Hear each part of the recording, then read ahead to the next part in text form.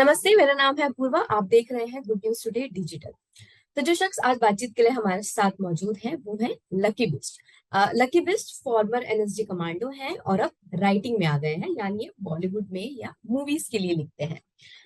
Lucky के बारे में अगर मैं थोड़ा सा बताऊं तो लकी बहुत सारे पॉलिटिकल लीडर्स को सिक्योरिटी दे चुके हैं और अब हमारे साथ है। तो उनसे जानेंगे कि उनकी जो ये जर्नी थी एनएसजी कमांडो से राइटिंग में आने की, ये कैसे शुरू हुई, क्या क्या सफर में बीच में पड़ाव आए, उन सब के बारे में हम आज बात करेंगे। बहुत बहुत स्वागत है लकी आपका। Thank you so much Apoorva ji. जी, सबसे पहले तो मैं आपके सफर से ही शुरुआत करूंगी कि आप एनएसजी कमांडो रहे। तो मतलब शुरुआत कैसे हुई इसकी, आपकी एंट्री कैसे हुई, आपका मन उसमें मतलब किस तरह से लगा कि मुझे इसमें जाना चाहिए। मैम एक्चुअली क्या है, मेरा बैकग्राउंड टोटल इंडियन आर्मी से ही रहा है। मेरे ग्रैंडफादर भी आर्मी में ही रहे, फादर भी आर्मी में ही रहे। चूंकि मतलब हम लोग जॉइंट फैमिली हैं, मतलब कजन वगैरह सारे इंडियन आर्मी से ही रहे। तो देन मैंने भी 16 में जब लगभग 16 साल का था मैम, तो मैंने भी आर्मी ही ज्वाइन करी। देन आर्मी ज्वाइन करने के बाद मैं कई एजेंसीज में रहा, मैं बहुत सारी एजेंसीज में। तो इंडियन आर्मी में रहा, स्पेशल फोर्स में रहा, सिक्योरिटी एजेंसीज में रहा। तो एनएसजी में भी मुझे एनएसजी में भी रहने का मौका मिला। तो तब मैं एनएसजी में डेपुटेशन आया, तो इसमें मैंने कई वीआईपीस के एज ए पर्सनल बॉडीगार्ड रहा, जिसमें मतलब as a mister Narendra Modi, Rajnath, L K Advani. तो बहुत सारे 17 वीआईपीस का पर्सनल सिक्योरिटी ऑफिसर रहा मैं। तो क्योंकि एक्चुअली मैम क्या हुआ कि अपनी सर्विस के दौरान लगभग पूरी लाइफ इंसर्जेंसी में ही रही मैम। सिर्फ ऑपरेशंस में ही रही, चाहे वो नॉर्थ ईस्ट हो या आउट ऑफ इंडिया हो, एशिया ही हो। तो थोड़ा सा क्या है कि ऑपरेशन लाइफ से थोड़ा सा मैम पीस चाहिए था। क्योंकि कंटिन्यू लगभग 16 साल से मैंने ज्वाइनिंग करी, 7-8 साल में कंटिन्यू इंसर्जेंसी में ही फाइट करता रहा। तो मुझे पीस चाहिए था थोड़ा सा। तो मैंने अपने सीनियर्स वगैरह या मतलब उनको बोला कि सर मुझे थोड़ा सा पीस चाहिए, क्योंकि मैं भी मतलब नॉर्म थोड़ा रिलैक्स करना चाहता हूँ। तो मुझे उन लोगों ने एनएसजी डेपुटेशन दिया ताकि मैं आराम से मतलब पीस में रह सकूं मैं। क्योंकि एनएसजी के अंदर जब भी हम लोग वीआईपी सिक्योरिटीज वगैरह में रहते हैं, तो ऑपरेशंस का इतना वो नहीं है कि हमने ऑपरेशन में करना है। एक normal VIP security, normal VIP के साथ हम लोग रहते हैं। तो इसलिए एज एनएसजी में आया। तो आने के बाद जब मैं एक बार मैं चंद्रबाबू नायडू का भी पर्सनल सिक्योरिटी ऑफिसर रहा। तो साउथ में गया मैं, तो साउथ में तो उस टाइम साउथ के कई एक्टर्स के साथ भी टच में आया मैं। ठीक है, मैं क्या कहते हैं जूनियर एनटीआर, अल्लू अर्जुन, तो इनके साथ साउथ में टच में आया। तो फिर मुझे लगा कि मैम कि देन मैं लिख भी सकता हूँ करके। क्योंकि जब कई बार मैं मूवीज देख रहा हूँ है ना, कई क्राइम मूवीज देख रहा हूँ, या मतलब इंडियन आर्मी के ऊपर जो मूवी बन रही है, या क्या कहते हैं स्पाइनोज के ऊपर जो भी मूवीज बन रही हैं, तो मुझे लगा नहीं यार, इससे बेटर तो हम बता सकते हैं करके। क्योंकि एक्चुअली क्या है कि किसी ने बोला यार कि राइटर तुमने राइटिंग पहले करी है। तो मेरा मानना ये है मैम कि राइटिंग क्या है, मतलब एक राइटर क्या है कि जो भी मतलब आपने दुनिया में जो आपने एक्सपीरियंस लिया है, वो आपने पेपर्स में उतारना है मैम। मतलब आप जो भी पेपर्स में लिखोगे वो आपका एक्सपीरियंस तो है। चाहे वो आपने क्राइम लिखना हो, चाहे मैम ऑपरेशंस लिखना हो, चाहे मतलब स्पेशल फोर्स के बारे में लिखना हो, या कोई भी किसी के भी बारे में आपने लिखना है, तो आप लिख तो तभी पाओगे जब आपको उस चीज का एक्सपीरियंस है। जी हाँ। अ, एक और चीज कि जैसे जब इसकी शुरुआत हुई, जब आपने एजेंसी ज्वाइन की, तो उसकी ट्रेनिंग के बारे में अगर आप हमें थोड़ा सा बता पाएं कि वो शुरुआत में, जैसे आपने आपने बताया कि आपने 16 साल में ज्वाइन कर लिया था। तो बहुत छोटी उम्र होती है 16 साल, तो आपको पता था कि आप किसके लिए जा रहे हैं, किसके लिए आपको ट्रेनिंग दी जाएगी। मैम एक्चुअली क्या है, उस टाइम मैं 11th में पढ़ता था। मैं हम्म। केंद्र विद्यालय से पढ़ा हूँ, जयपुर से। तो मेरे साथ वालों, जब मैंने 10th ही पास किया था, तो 11th 10th का रिजल्ट आया था, 11th में एडमिशन लेना था मैं। तो एक फॉर्म वगैरह भरा था, इंडियन आर्मी का फॉर्म भरा था। तो मुझे ऐसे पता नहीं था कि सिलेक्शन भी हो जाएगा। जैसे एज ए दोस्त पिकनिक के लिए जा रहे हैं, तो हम लोग भी चल दिए, चलो कोई नहीं यार, घर से थोड़ा सा पैसा मिला हुआ है करके, कोई नहीं ट्राई मार के देख लेते हैं। तो कंपटीशन के लिए गए मैं वहां पर। लगभग ऑल ओवर इंडिया से अलग अलग स्टेट्स के लोगों को बुलाया था। तो हर स्टेट के मतलब डेज वाइज कन्वर्ट किया हुआ था कि आज उत्तराखंड, राजस्थान वाइज। तो लगभग 1,42,000 के समथिंग आए थे मैम टोटल। तो लास्ट में उन्होंने जो भी मेरिट लिस्ट है वो 10,000 के समथिंग में मेरिट लिस्ट बनाई उन लोगों ने। और मेरिट लिस्ट के बाद उन्होंने जो भी मेरिट में जो भी लड़के थे, उन लोगों को आफ्टर मतलब 2 मंथ के बाद उन्होंने बुलाया दोबारा सेंटर में। और उसके बाद उन्होंने साइकोलॉजी का एग्जाम लिया, जिसमें मतलब कुछ क्वेश्चंस उन लोगों ने हमसे पूछे। तो 10,000 में से लगभग मैम 32 के समथिंग उन्होंने सिलेक्ट करे। ठीक है। अब उसके बाद देन दिल्ली, उन लोगों ने दिल्ली बुलाया। दिल्ली बुलाने के बाद हम लोग कुछ दिन दिल्ली में होल्ड रहे। उसके बाद आउट ऑफ इंडिया में मैं ट्रेनिंग के लिए गया और 2.5 साल की वहां पर मैंने स्पेशल फोर्स की ट्रेनिंग करी। मतलब ट्रेनिंग के अंदर मैम आपको टोटल एवरीथिंग में मतलब फिजिकल से लेकर मेडिकल, मतलब मेंटली आप कैसे स्ट्रांग होंगे, कैसे एनिमी से फाइट करेंगे, ठीक है, कि कैसे अगर आप किसी आउट ऑफ इंडिया, मतलब अगर आप एलओसी को क्रॉस करते हैं, कैसे दुश्मन के हाइड आउट को बर्बाद करेंगे। तो अपने ट्रेनिंग के दौरान ये सब कुछ सीखा मैं। और उसके बाद जब मैं वापस इंडिया आया, पहली बार अपने घर वालों से मिला 2.5 साल के बाद। तो इंडिया में भी आने के बाद कई कोर्स करने पड़ते हैं, जैसे मतलब इंडिया आने के बाद इंडियन कमांडो भी करना पड़ता है, एनएसजी कमांडो करना पड़ता है, personal security officers, as a snipers, explosive engineer. तो सारे कोर्स वगैरह कंप्लीट करने के बाद एक फिर मतलब एक कमांडो रेडी होता है, तो देन फील्ड के अंदर अपनी ड्यूटी देना। तो उसके बाद फील्ड में मैंने कई मतलब जो भी इंसर्जेंसी रहे, चाहे नॉर्थ ईस्ट, मतलब ज्यादातर मेरा समय नॉर्थ ईस्ट ही रहा मैं, क्योंकि नॉर्थ ईस्ट मतलब सीआई एरिया, नॉर्थ ईस्ट आज भी कई मतलब नॉर्थ ईस्ट के अंदर आज भी बहुत सारी एरिया जहाँ डिस्टर्ब है। तो मैंने अपनी ज्यादातर समय मैंने नॉर्थ ईस्ट में ही गुजारा। और आउट ऑफ इंडिया भी यूएन की तरफ से जो भी मतलब भारत सरकार जहाँ भी भेजती है वहां भी जाके कोविड ऑपरेशंस वगैरह कर।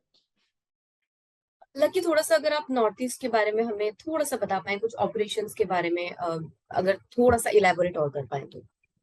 मैम नॉर्थ ईस्ट एक्चुअली क्या है, देखिए आपने आप देखते होंगे आज में मतलब कोई भी आपको नॉर्थ ईस्ट की न्यूज कभी नहीं मिलेगी मैम। अगर आप भी टीवी देखें, आप भी 24 घंटे टीवी चलाकर देख लो, 24 घंटे में शायद आपको 5 मिनट भी नॉर्थ ईस्ट के बारे में कुछ नहीं पता चलेगा। आज भी मतलब भारत के बहुत सारे लोगों को नॉर्थ ईस्ट के बारे में पता नहीं है मैम, ठीक है।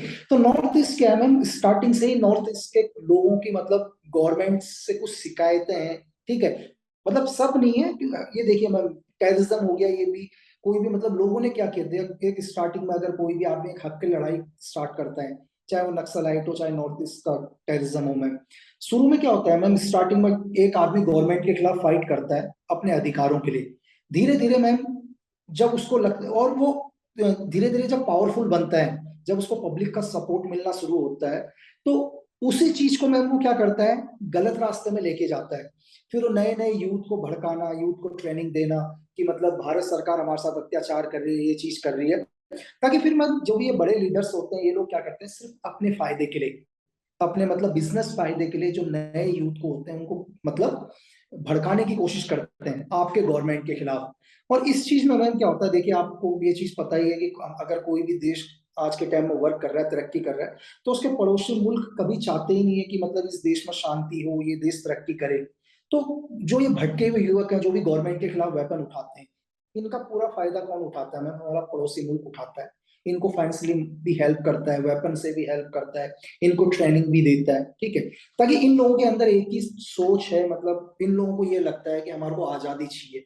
मतलब किस चीज की आजादी में, नॉर्थ ईस्ट में भी लोग हैं, देखिए नॉर्थ ईस्ट के भी कुछ एक लोग हैं, मैं 100% सबकी बात नहीं कर रहा हूँ, जो भी जिन लोगों ने भी वेपन उठा रखे हैं गवर्नमेंट के खिलाफ, अगर आप उनमें से किसी से भी क्वेश्चन पूछो तुमको क्या चाहिए, हमें आजादी चाहिए। किससे आजादी चाहिए, इंडिया से आजादी चाहिए।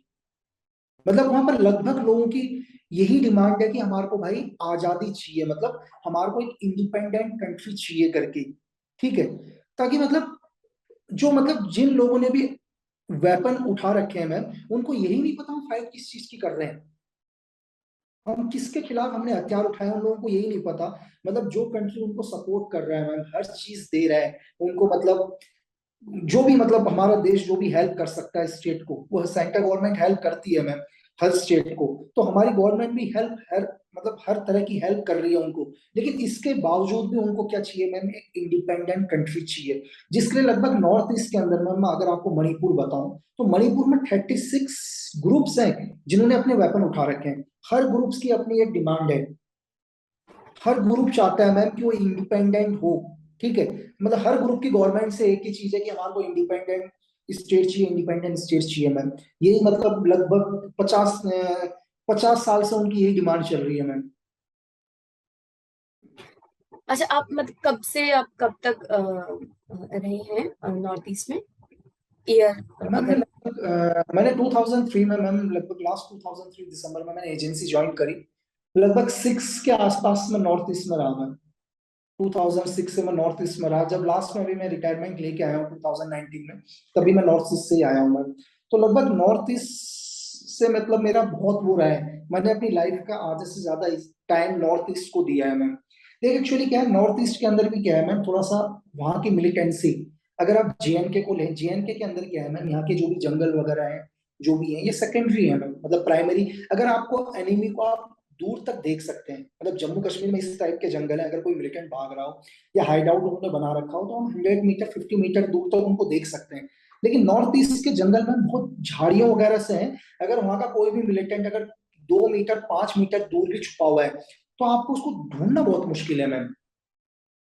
और क्या है कि जेएनके के अंदर मतलब हम लोगों की जो फेस है वो जेएनके के लोगों से मिलता है, लेकिन नॉर्थ ईस्ट के अंदर अगर हम लोग जाते हैं तो उन लोगों को लगता है कि मैम हम लोग मतलब हम और उनके फेस में थोड़ा सा डिफरेंट है ना। तो एक एनिमी को मतलब अगर हमारे को वहां पर इंटेलिजेंस भी इकट्ठी करनी हो, तो उन लोगों के बीच में रहना बहुत मुश्किल है मैम, क्योंकि हम एक अलग से नजर आ जाएंगे कि हम नॉर्थ से आ रखे हैं करके, है ना मैम। तो उनके बीच में रहना मुश्किल है। उन लोग मतलब मैंने आपको जैसे बताया मैम कि उन लोगों के अंदर एक ही चीज है कि हमारे को फ्रीडम चाहिए करके। लाइक एक चीज और कि आप खुद एक स्पाई रह चुके हैं। जब मूवीज देखते हैं, वो स्पाई वाली जो मूवीज होती है उन्हें देखते हैं, तो आपके हिसाब से वो मतलब कितनी रियलिस्टिक होती है? उनको देख के क्या लगता है, क्या असली में जैसे आपने जैसे लाइफ जी है, दिखता है कि मूवीज में भी ऐसे ही दिखाया जा रहा है और ये बिल्कुल सही है? मैम देखिए मूवी क्या है मैम, अगर हम मूवी के बारे में बताएं तो देखो समाज का ही एक हिस्सा हम लोग मूवी में दिखाते हैं, है ना मैम। कि अगर जो भी दुनिया में बीत रहा है, जो भी हो रहा है, मतलब समाज में क्या हो रहा है, हम उसको कोशिश करते हैं कि मतलब मूवी के थ्रू दुनिया को दिखाने का।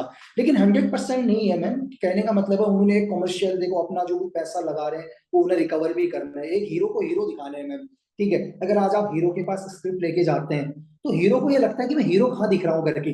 जब तक हीरो 20 लोगों को नहीं मारेगा मैम, तब तक वो तो हीरो नहीं कहलाएगा ना। अगर आप दुश्मन के एरिया में जा रहे हैं, सपोज करो एक स्पाई अगर किसी एनिमी के एरिया में जाता है, तो जिन लोगों से उसको फाइट करनी है वो भी वेल ट्रेन्ड है ना मैम। अगर एक स्पाई को मिलिटेंट से फाइट करनी है तो वो भी ट्रेंड है, उसको भी वेपन चलाना आता है, उसको भी सब कुछ आता है। और सबसे बड़ी बात क्या है कि मैम हम इस टाइम एनिमी के एरिया में, दुश्मन के एरिया में, आपको यहाँ पर कोई रिफोर्समेंट नहीं मिलेगी, आपकी सरकार से आपको कोई मदद नहीं मिलेगी। अगर आपका सेंस क्या बोलता है, अगर आप रूम के अंदर हैं बैठे हुए, जिस कमरे में आप रह रहे हैं मैम, आपको खुद को पता होना चाहिए कि मैं जिस जगह में रह रहा हूँ ये मेरे लिए सेफ है। क्योंकि यहाँ पर आपको गवर्नमेंट नहीं बता रही है कि जिस रूम को तुमने रेंट में लिया है, या जो तुम्हारा हाइड आउट है, या जो तुम्हारा सेफ हाउस है, ये सेफ है। ये आपको जज करना है मैम, आपको सोचना है कि मैं जहां रह रहा हूँ ये सेफ है करके। अगर सपोज करो अगर रास्ते में आप जा रहे हैं, अगर आपको 20 लोग देख रहे हैं, तो आपको पता होना चाहिए उन 20 लोगों में से वो 20 आंखें किसकी है, वो एनिमी की है या नॉर्मल पब्लिक की है करके। क्योंकि दुश्मन के एरिया में मैम आपको अपना दुश्मन खुद ढूंढना पड़ेगा। लाइफ के अंदर मैम मैं आपको बताता हूँ, अगर मैंने एक ट्रेनिंग सेंटर में था मैम, उस ट्रेनिंग सेंटर में एक बहुत अच्छी चीज लिखी हुई थी। वहां पर मुझे आज भी याद है, उस ट्रेनिंग सेंटर में लिखा हुआ था कि दुनिया का एक अच्छा फायरर बनना बहुत आसान है मैम। ठीक है, मतलब अगर आपको एक फायरर बनना हो, एक शूटर बनना हो, तो बहुत ईजी है। कोई भी आदमी एक अच्छा फायरर बन सकता है, अच्छा शूटर बन सकता है, अच्छा स्नाइपर बन सकता है। लेकिन दुनिया के अंदर एक इजी टारगेट मिलना बहुत मुश्किल है। मतलब मैं एक अच्छा फायरर हूं, लेकिन मैं अपना टारगेट को नहीं ढूंढ पाऊंगा मैम। मुझे गोली चलानी तो आती है, लेकिन मुझे गोली मारना किसको है, उसको ढूंढना लाइफ में बहुत मुश्किल है। लेकिन जो भी हम मूवीज वगैरह देखते हैं मैम, मूवीज में हम हीरो को हीरो दिखाते हैं। ठीक है, हमारा हीरो जाता है हमेशा, सारे एनिमी को खत्म करके आ जाता है हमेशा। हम लोग पॉजिटिव दिखाने की कोशिश करते हैं पब्लिक को। ठीक है, तो रियल लाइफ में और मूवीज में बहुत डिफरेंट है मैम। ठीक है, रियल लाइफ में मतलब आपको क्या है मैम, आपको एक बारी अगर आपने गलती कर दी, तो अब उस गलती को सुधारना आपके लिए बहुत मुश्किल हो जाएगा। हो सकता है कि आपकी एक छोटी सी गलती आपके और आपके पूरे ट्रूप्स की जान ले लेगा मैम। लेकिन मूवी के अंदर क्या होता है, हम लोग स्क्रिप्ट लिखते हैं पूरा का पूरा, वो पहले ही डिसाइड है ना मैम कि हमारे हीरो ने क्या करना है, क्या चीजें करनी है। अगर दुश्मन गलती करेगा तो हमारा हीरो उससे क्या, उसके अगेंस्ट में क्या एक्शन लेगा। अच्छा लकी, कभी भी ऐसा हुआ है जैसे आपने बताया कि कई बार हम फंस जाते हैं, हमें पता नहीं होता है और ना हमें हेल्प मिल पाती है, और हमें इस बात का अंदाजा भी नहीं रहता कि हमें हेल्प कब मिलेगी? आपके साथ कभी ऐसा हुआ है कि आप किसी ऑपरेशन पे गए हैं या किसी प्रोजेक्ट पे गए हैं और वहां आप स्टक हो गए हैं और आपको लग रहा है कि अब मेरे पास कोई हेल्प नहीं आएगी, फिर वहां से निकले, और मतलब अगर ऐसा कोई इंसिडेंट हुआ हो तो शेयर कर पाए तो? मैम देखिए क्या होता है, ऑपरेशंस तो लाइफ में मैम कभी कभी ऐसा होता है कि हम लोग अगर महीने में 30 दिन या 31 दिन है, तो ऐसे भी होता है कि 30 दिन में से हम लोग 20-30 दिन ऑपरेशन में ही रहते हैं मैम, ठीक है, क्योंकि आप ऑपरेशंस में जा रहे हैं मैम, 2-2 3-3 दिन के ऑपरेशन में जा रहे हैं, आपका जाने का पता, आपका वापस आने का कभी पता नहीं है कि आपका ऑपरेशन कब खत्म होगा, क्योंकि आपका, आप जिस भी ऑपरेशन में जा रहे हैं तो आपको नहीं पता कि आपका एनिमी कहाँ पर है, आपका दुश्मन, आपको एक सोर्स ने बता दिया कि फलाने जगह पर जाना है, या एक फलाने हाइड आउट पर, फलाने जीआर में, फलाने लोकेशन में कुछ एक मिलिटेंट है। ये बात अभी आपको पता चली है मैम, लेकिन जब तक आप अपने एनिमी तक पहुंचेंगे, इस बीच में टाइमिंग बहुत खत्म हो चुका होगा, हो सकता है कि आपके एनिमी ने वो लोकेशन चेंज कर दी हो मैम। एक ऐसे इंसिडेंट हुआ था जस्ट, कि एक सोर्स ने हमको बताया था मैम, मैं एक ऑपरेशन में था एक स्टेट के अंदर, तो एक सोर्स ने बताया था कि कुछ एक मिलिटेंट आ रहे हैं करके, मिलिटेंट क्रिश्चियन, मतलब क्रिसमस मनाने आए हुए हैं। तो हमारे सोर्स ने हमको एक लोकेशन भी बताई थी, तो हम उसी लोकेशन के हिसाब से गए थे मैम, हमारा सोर्स भी हमारे साथ था। लेकिन मिलिटेंट ने क्या किया मैम, इस 12 घंटे के अंदर अपनी लोकेशन चेंज कर दी।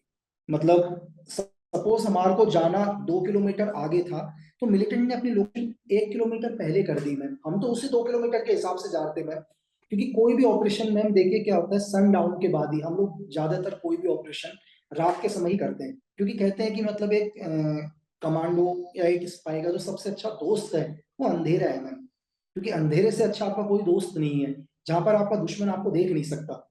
तो हम लोग जा रहे थे ना, हम तो उसी 2 किलोमीटर के हिसाब से जा रहे थे कि यार दुश्मन वहां पर है करके, उस हाइड आउट पर रुका हुआ है, लेकिन हमें नहीं पता था कि उसने अपना लोकेशन चेंज कर दिया है और वो 1 किलोमीटर पहले आ चुका है करके। हम जब कंटिन्यू जा रहे थे तो हमारा एनिमी अलर्ट था, हम हमें अलर्ट होना था लेकिन उस एरिया में जाकर जहां पर हमारा एनिमी था। तो जैसे ही एनिमी ने हमको देख लिया मैम, हम उसे नहीं देख पाए, ठीक है, क्योंकि हमें पता था कि यार हमें कुछ 1 किलोमीटर और आगे जाना है जहां हमारा एनिमी बैठा हुआ है।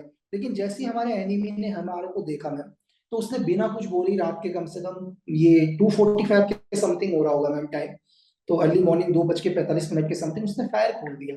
अब जैसे ही फायर खोला मैम, पूरा ट्रूप्स हम एक ही लाइन के अंदर थे, मतलब 10-11 लोग थे हम।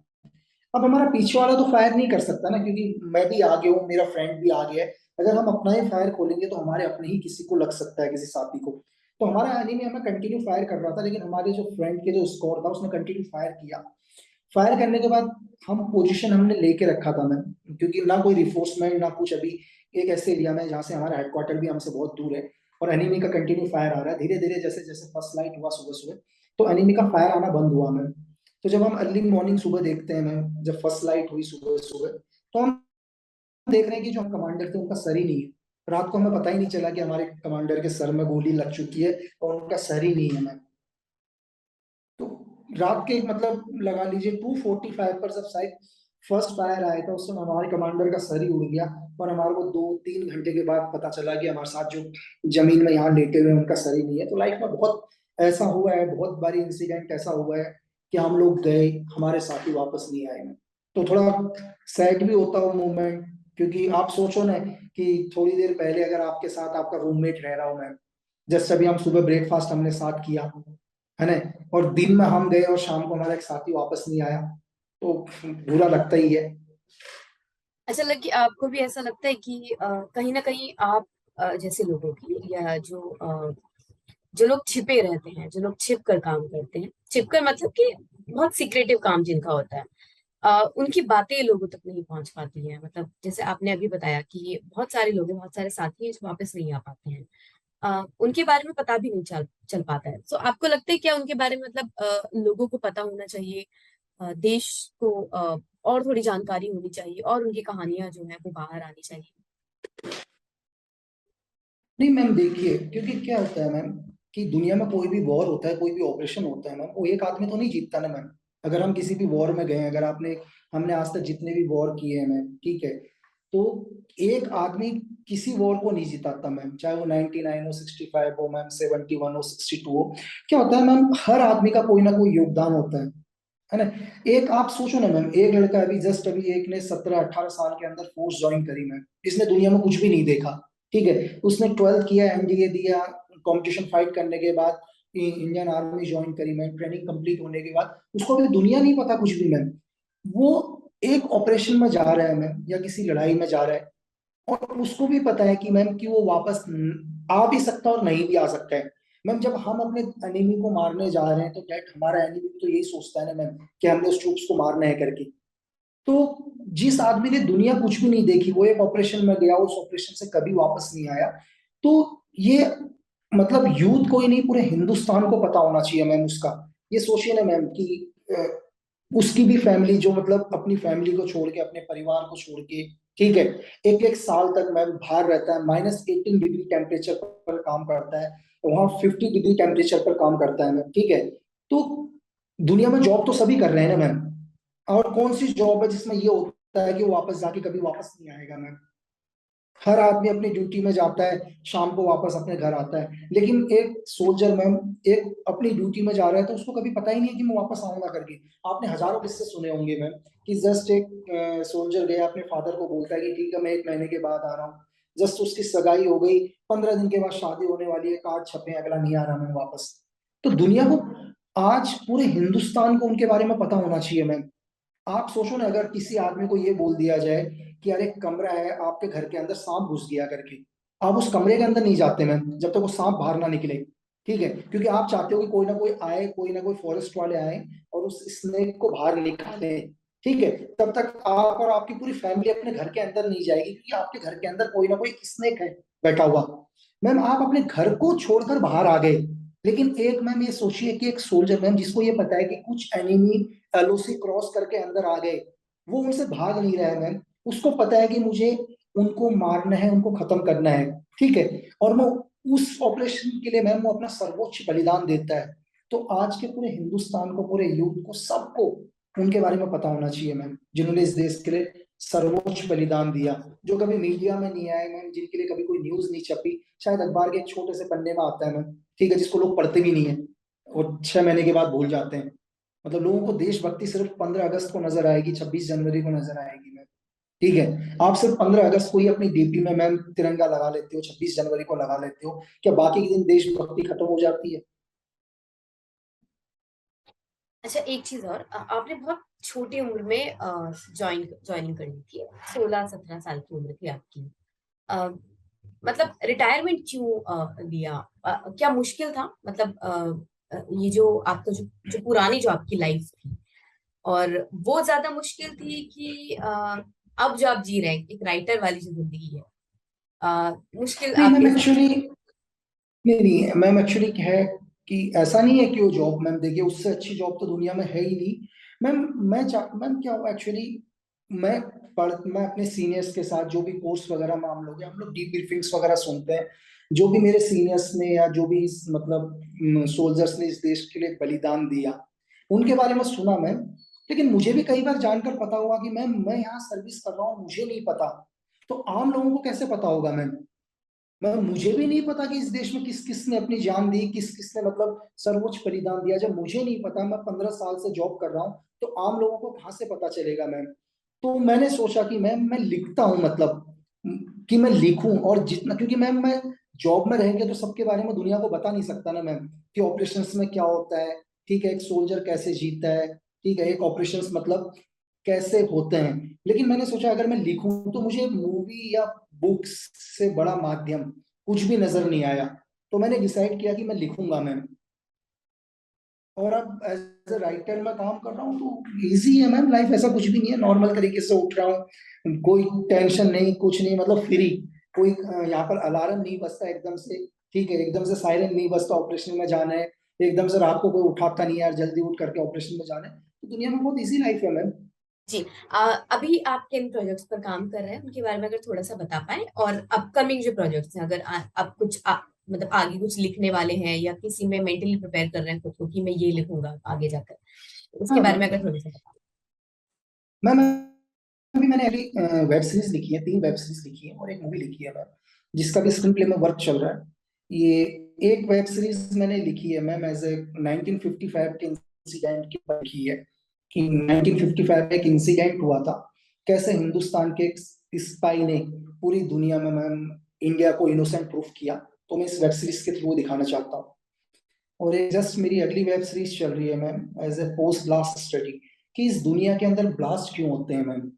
आपने भी सुना होगा मैम कि आज ब्लास्ट हुआ, आज दिल्ली में ब्लास्ट हुआ, आज बॉम्बे में हुआ, कल पाकिस्तान में हुआ, परसों इंग्लैंड में हुआ।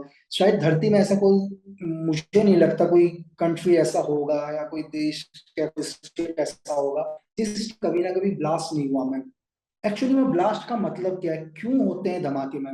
अगर आदमी को ये बोल दिया जाए या धमाके हुए, तो आदमी का दिमाग जाता है या टेररिस्ट धमाका, आदमी का सोच ही जाता है टेररिस्ट ने धमाका किया है। क्या इस दुनिया में कोई और मोटिव भी हो सकता है? तो मैं इस अपनी वेब सीरीज के थ्रू ये दिखाना चाह रहा हूँ मैं। तो जस्ट इसमें भी स्क्रीन प्ले में काम चल रहा है, और एक ओटीटी कॉपी चाहिए, और एक मूवी के थ्रू में एक स्पाई नोज, मतलब कि एक स्पाई कैसे काम करता है, मतलब इस दुनिया के अंदर, कि अगर आपको दो चीज चुनना हो, कि अगर मैं किसी भी देश के लिए ये बोलूं कि एक देश के लिए सबसे इंपॉर्टेंट होती है उसकी करेंसी में, जिस देश की करेंसी जितनी ऊपर जाएगी वो देश इतना पावरफुल जाएगा मैम, ठीक है। लेकिन अगर एक देश के पास दो चीजों में से एक चीज चुनना हो, या तो अपने देश की करेंसी चुने या अपने देश की पब्लिक को चुने, आप किसको चुनोगे? तो इसके ऊपर मैंने एक मूवी लिखी है मैं, तो जस्ट इनके ऊपर वर्क चल रहा है, जो अभी जो मैंने ही लिखी है मैम। जी, thank you so much Lucky, हमसे जुड़ने के लिए, हमसे अपनी जर्नी शेयर करने के लिए, और शुक्रिया। ठीक है, thank you ma'am, thank you so much.